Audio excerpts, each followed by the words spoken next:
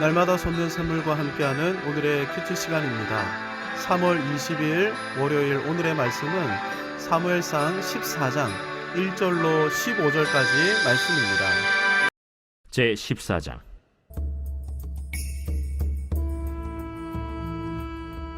하루는 사울의 아들 요나단이 자기의 무기를 든 소년에게 이르되 우리가 건너편 블레셋 사람들의 부대로 건너가자 하고 그의 아버지에게는 아뢰지 아니하였더라.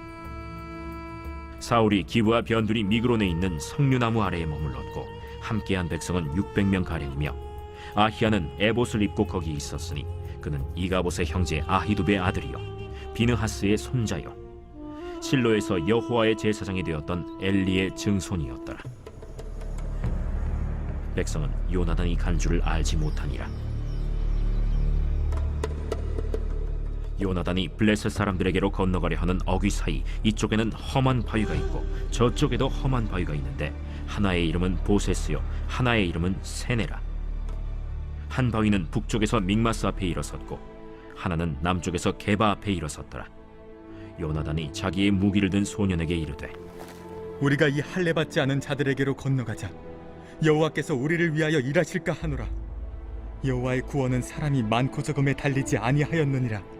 무기를 든 자가 그에게 이르되 당신의 마음에 있는 대로 다 행하여 앞서 가소서. 내가 당신과 마음을 같이하여 따르리이다. 요나단이 이르되 보라, 우리가 그 사람들에게로 건너가서 그들에게 보이리니 그들이 만일 우리에게 이르기를 우리가 너희에게로 가기를 기다리라 하면 우리는 우리가 있는 곳에 가만히 있어서 그들에게로 올라가지 말 것이요 그들이 만일 말하기를 우리에게로 올라오라 하면 우리가 올라갈 것은 여호와께서 그들을 우리 손에 넘기셨음이니 이것이 우리에게 표징이 되리라 하고 둘이 다 블레셋 사람들에게 보이매 블레셋 사람이 이르되 보라, 히브리 사람이 그들이 숨었던 구멍에서 나온다. 하고 그 부대 사람들이 요나단과 그의 무기를 든 자에게 이르되 우리에게로 올라오라.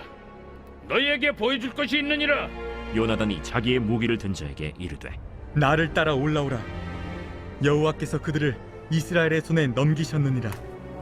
요나단이 손발로 기어 올라갔고 그 무기를 든 자도 따랐더라.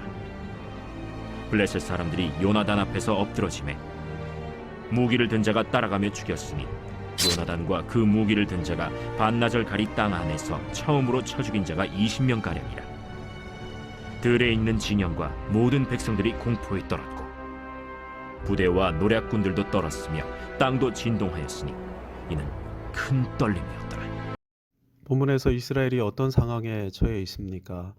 본문을 이해하려면 역사적 맥락뿐 아니라 지리적인 위치까지 살펴봐야 하는데요. 사무엘상 13장 1절에 의하면 이스라엘은 사울이 왕위에 오른 지 2년째 되는 해를 맞이하고 있었고 국방력 강화를 위해 상비군 조직을 마련하고 있었습니다. 상비군의 규모는 총 3,000명, 이 중 2,000명은 사울이 직접 지휘하되 예루살렘 북쪽 11km에 있던 믹마스에 주둔했고 1,000명은 아들 요나단이 지휘하게 하되 믹마스 서남쪽 8km, 예루살렘 북쪽 3km인 기브아를 근거지로 삼았는데 믹마스, 기브아 모두 베냐민 지역입니다. 베냐민 출신이었던 사울은 베냐민 땅을 통치의 근거지로 삼았던 것이죠. 그런데 이스라엘이 사울을 중심으로 왕권 국가가 되고 상비군 조직까지 갖추었다는 사실을 알게 된 블레셋이 군사적 시위를 감행합니다. 믹마스와 기브아 사이에 있던 게바까지 수비군을 파견한 것이죠.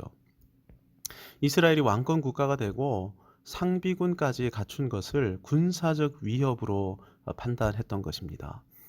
이스라엘 입장에서는 국경 접경 지역인 아얄론이나 베토론도 아니고 정치적 구심점인 믹마스와 기브아 사이 게바까지 블레셋이 군대를 보내온 것은 선전포고나 다를 바 없는 군사 행동이었습니다. 하나님 나라를 향해 원수가 공격해오고 선전포고에 필적하는 행동을 해온다. 어떻게 해야 합니까? 당연히 응징하고 공격해야 하지 않습니까? 최선의 방어는 언제든 공격이기 때문입니다. 그런데 13장 3절을 보면 이스라엘 군대를 이끌고 군사적 행동을 감행했던 인물은 사울이 아니라 그의 아들 요나단이었습니다. 원수가 하나님 나라 턱 밑까지 진출해 왔는데 하나님이 세우신 왕이 나서는 것이 아니라 다른 인물이 나서고 있다. 뭔가 이상한 그림 아닙니까? 사울은 왕이었지만 전혀 왕 같아 보이지 않습니다. 오히려 요나단이 왕 같아 보이죠. 원수들이 하나님 나라를 침범해 오는 것을 용납할 수 없다. 요나단은 거룩한 분노를 품고 결전을 치렀습니다.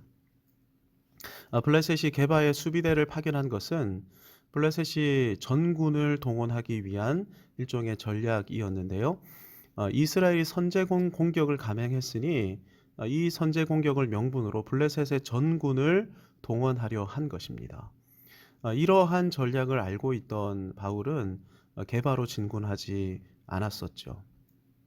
철 무기로 무장한 블레셋과의 전면전을 피하고 싶었기 때문입니다. 하지만 요나단의 군사 행동으로 전면전을 피할 수 없게 되었을 때 어쩔 수 없이 사울은 전군 동원령을 발동합니다. 과연 블레셋이 전군을 동원해 진군해 오는데 13장 5절을 보면 규모가 어마어마했습니다. 철병거 3만, 기마병 6천, 정규 보병은 셀 수도 없었습니다. 그것도 철기 무기로 무장한 상태로 말입니다. 블레셋 군의 규모를 보고 이스라엘 남성들, 이스라엘 군인들이죠. 이 군인들이 뿔뿔이 도망가 버립니다. 여기 숨고 저기 숨고 어떤 이들은 요단강을 건너 길르앗까지 탈영해 버리죠. 사울에게 모여든 남성들도 두려움에 벌벌 떨었습니다. 이 위기를 타개하려고 사울은 사무엘을 호출했지만 사무엘은 기한 내에 나타나지 않죠. 그래서 소망을 잃어버린 백성들은 대규모 군무 이탈을 감행하는데 싸우기도 전에 전의를 상실해버리고 만 것입니다.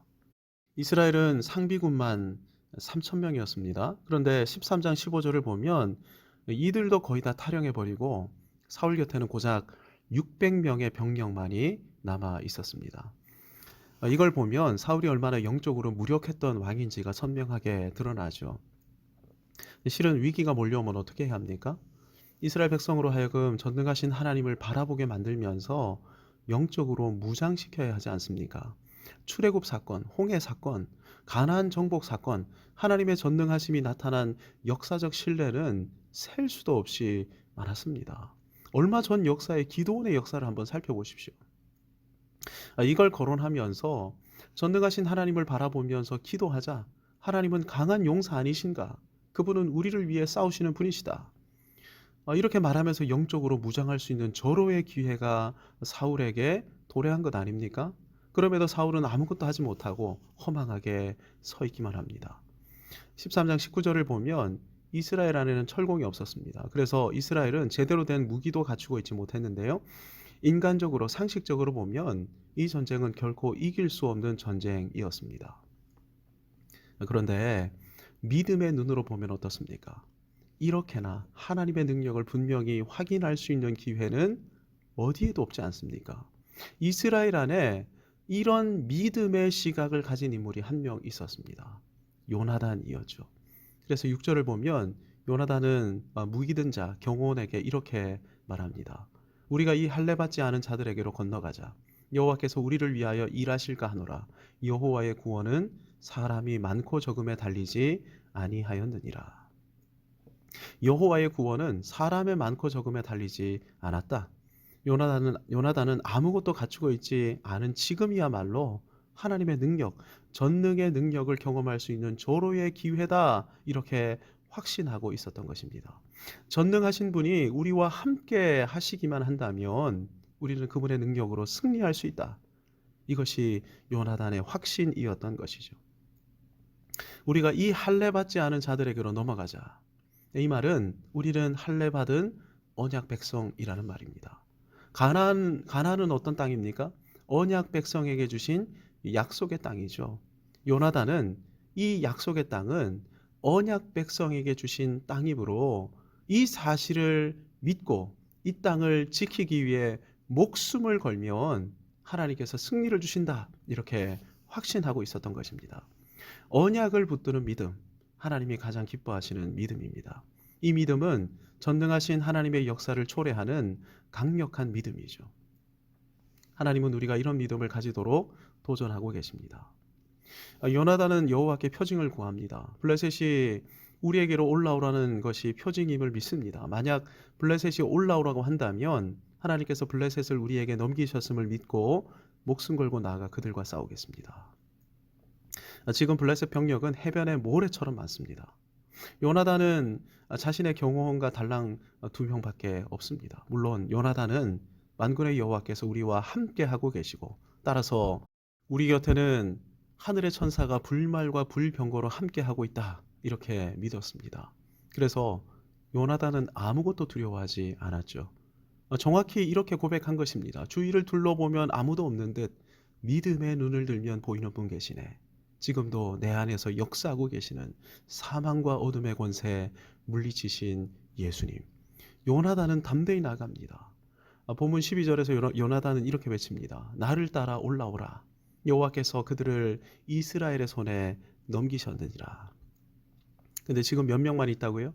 요나단과 요나단의 병기든 자 달랑 2사람밖에 없습니다. 블레셋은 헤아릴 수도 없이 많습니다. 하지만 요나단은 전혀 두려워하지 않고 담대히 나아가 싸우죠. 하나님께서 우리와 함께 하심으로 우리는 이길 수 있다. 실제 요나단과 무기든 자는 반나절 동안 20명을 쳐 죽입니다. 이 장면을 블레셋이 지켜보는데 2사람이 싸울 때 전능하신 분이 그들과 함께 싸우시는 것처럼 보였습니다. 그 결과 15절을 보면 들에 있는 진영과 모든 백성들이 공포에 떨었는데 심지어 땅도 진동했습니다. 전능하신 하나님께서 블레셋 진영과 온 땅을 크게 진동시키실 때 블레셋의 눈에는 마치 하나님께서 블레셋 진영 전체에 나타나셔서 그들에게 다가와 칼을 휘두르시는 것처럼 보였습니다. 그래서 그들은 하나님을 향해 마구 칼을 휘둘렀는데 멀리서 이 장면을 지켜보니 어떤 모습이었습니까? 블레셋이 서로를 향해 칼을 휘두르는 모습이었죠. 블레셋은 자중질환 가운데 있었던 것입니다. 그래서 이스라엘이 승리하게 되죠. 이스라엘의 승리의 출처가 무엇입니까? 여호와 하나님으로 충만했던 요나단. 이 요나단이 승리의 출발점이었습니다. 언약을 굳게 믿었던 요나단. 약속의 땅은 언약 백성에게만 주신 땅이라는 믿음으로 충만했던 요나단. 이 사실을 믿고 담대히 나아가 싸웠던 요나단. 그 가운데 여호와의 전능하심이 임했습니다. 이것이 승리의 원인이었죠. 요나단 같은 사람이 있는 곳에는 지금도 여호와의 승리가 역사합니다. 하나님은 우리를 요나단 같은 사람으로 부르고 계십니다. 오늘 아침에 기도하십시다. 요나단처럼 여호와의 언약을 굳게 믿게 해 주옵소서. 그래서 요나단처럼 담대히 나아가 싸우게 해 주옵소서. 그 가운데 승리를 누리게 해 주옵소서. 함께 기도하며 하루를 열어가겠습니다. 하늘에 계신 우리 아버지, 아버지의 이름을 거룩하게 하시며 아버지의 나라가 오게 하시며 아버지의 뜻이 하늘에서와 같이 땅에서도 이루어지게 하소서. 오늘 우리에게 일용할 양식을 주시고 우리가 우리에게 잘못한 사람을 용서하여 준 것 같이 우리 죄를 용서하여 주시고 우리를 시험에 빠지지 않게 하시고 악에서 구하소서. 나라와 권능과 영광이 영원히 아버지의 것입니다. 아멘.